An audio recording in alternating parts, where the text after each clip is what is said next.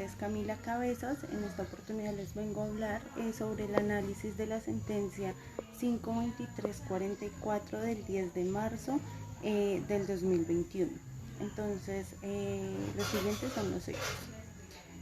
Andrés Alfonso Sánchez Flores, en el año 2006 y 2017, se desempeñaba como notario único del circuito de Córdoba-Bolívar. Este contrató al abogado John Jairo Prieto Pulgar a fin de que este registrara a su nombre una obra en la oficina de registro de la Dirección Nacional de Derechos de Autor, con el objetivo de lograr 5 puntos adicionales en un concurso de notarios que había en ese entonces. Puntuación obtenida en virtud de la acreditación de la obra jurídica. Sin embargo, se estableció que dicha obra no responde a su autoría. Entonces inicia un trámite procesal que es el siguiente. El 9 de abril del 2014 se le imputan los derechos de violación a los derechos morales, los delitos de violación a los derechos morales de autor y fraude procesal por falsedad en documento privado y obtención de documento público falso. Estos cometidos en concurso homogéneo de conductas punibles. El 31 de agosto del 2017, en primera instancia, le correspondió al juzgado primero penal del circuito con funciones de conocimiento de Bogotá, que luego del trámite procesal correspondiente se le impone la pena principal de 84 meses de prisión y una multa de 200 salarios mínimos vigentes y la asesoría de la inhabilitación para el ejercicio de derechos y funciones públicas. El 13 de marzo del 2018, el fallo anterior fue apelado por el apoderado del acusado, el cual fue confirmado por su integridad por el Tribunal Superior de Bogotá. El 16 de septiembre del 2019 se le admite el recurso extraordinario de casación, y el 3 de febrero de 2020 en sustentación en audiencia pública del recurso se hace la sustentación en audiencia pública del recurso extraordinario de casación. Bueno, entonces en argumentos y pretensiones del casacionista vemos primero una violación directa de la ley sustancial y error de hecho por falso juicio de existencia de identidad por tergiversación de la prueba. Los argumentos serían los siguientes. La primera sería la condena que se fundamentó en la violación de los derechos morales de autor. La segunda es que sobre esta conducta con anterioridad se decretó la preclusión de la investigación en virtud a indemnización integral.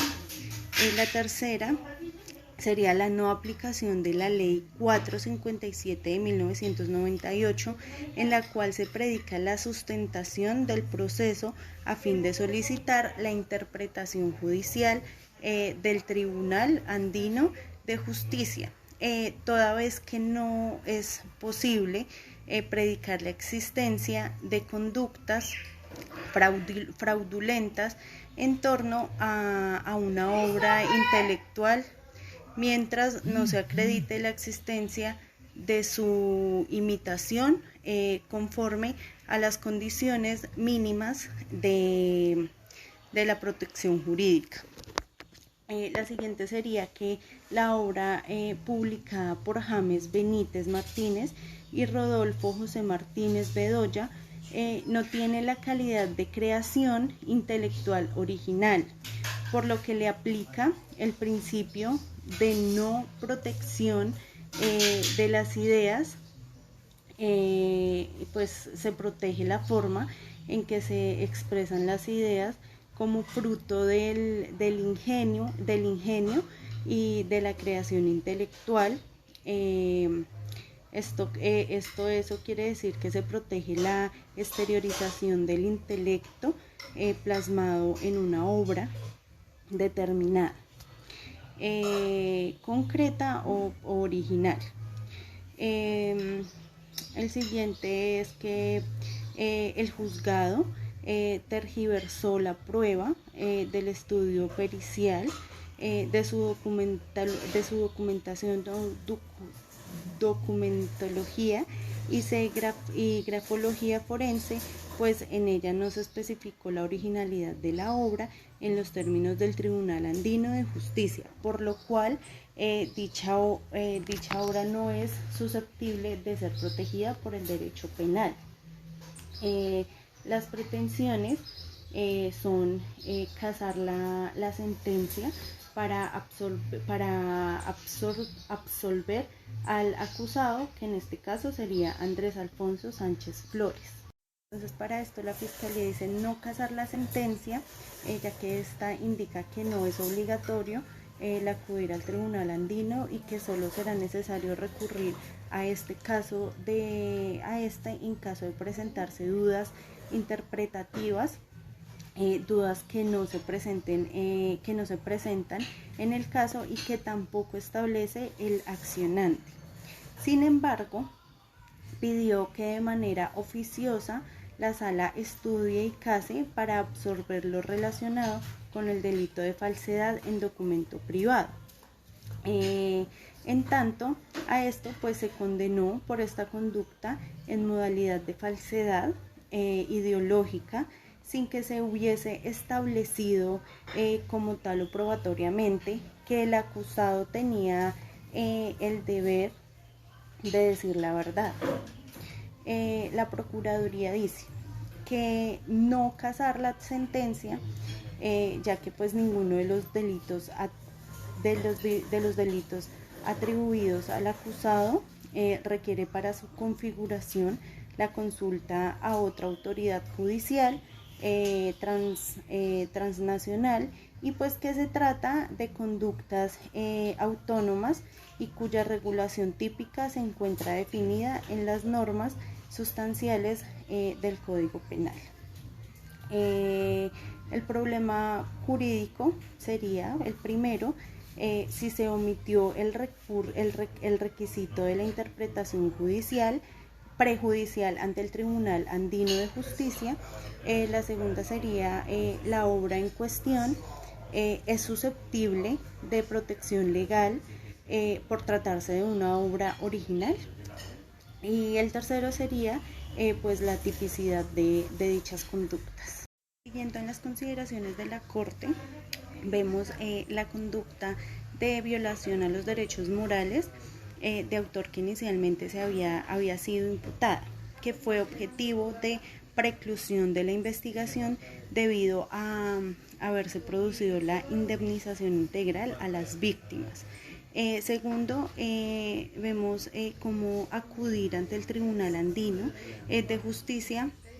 Se trata de una alternativa que tienen los funcionarios judiciales de acudir ante dicho tribunal y de hacerlo con la hermenéutica allí plasmada, que debe ser acogida por el juez que ha realizado la consulta, de modo que no se entiende con efectos de ergaciones ni vinculantes por este. Así pues, no se establece inseguridad jurídica. En la tercera es que pues en la obra en mención se trata de una creación que es intelectual, de un carácter escrito, que tenía la condición de una obra literaria, puesto que en ella se concretó materialmente por sus autores una idea que por sus características que participa de la condición de ser protegida por el derecho de autor, pues ya que se reconoce allí un esfuerzo creativo a esto. La cuarta es la estructuración de un concepto a partir de la introducción de un orden normativo compilado con criterios de pertenencia y homogeneidad, lo cual significó la expresión original de una idea dotada de un estilo o sello personal y no como lo expresa el demandante de una simple citación de normas. La quinta es la inducción en error al funcionamiento, por decirlo así, de la Dirección Nacional de Derecho de Autor que creó el documento. Sería, digamos, que el certificado de registro de obra literaria por parte del particular que se encuentra en una adecuación típica en delito de obtención de documento público falso,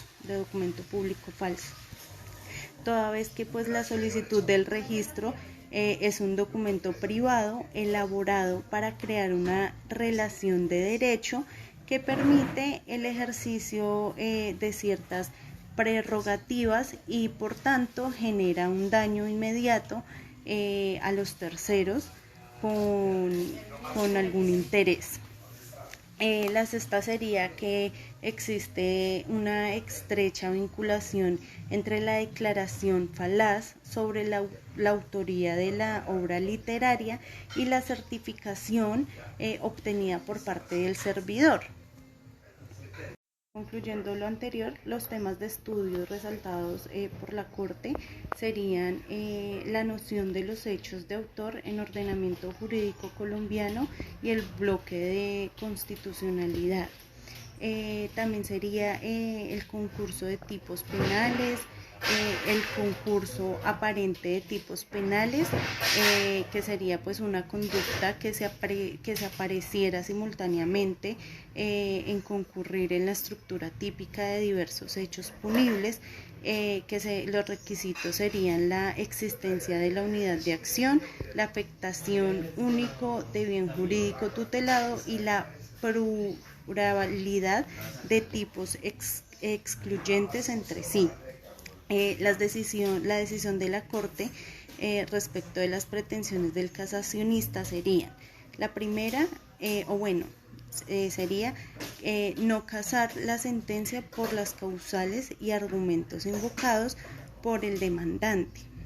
La segunda sería casar parcialmente y de oficio la sentencia impugnada, absolver al imputado por el delito de falsedad en documento privado, por lo que en fundamento de las demás conductas impugnadas se modifica la pena a 78 meses de prisión.